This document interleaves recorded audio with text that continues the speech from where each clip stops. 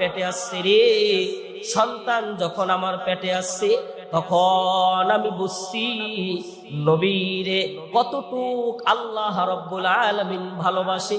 ওই সময় বুঝছে যখন নবী তার মায়ের পেটের মধ্যে আসছে। নবী যখন মায়ের পেটের মধ্যে আসছে, পেটের মধ্যে থাকা অবস্থায় নবী আর আল্লাহ কথা বলে। জোরে কোন সুবহানাল্লাহ। আমাদের নবী হলো রাহমাতাল লিল আলামিন। কেমন রাহমাতাল লিল আলামিন? আল্লাহ রাব্বুল আলামিন বলে, আমা আরসালনাকা ইল্লা রাহমাতাল লিল আলামিন।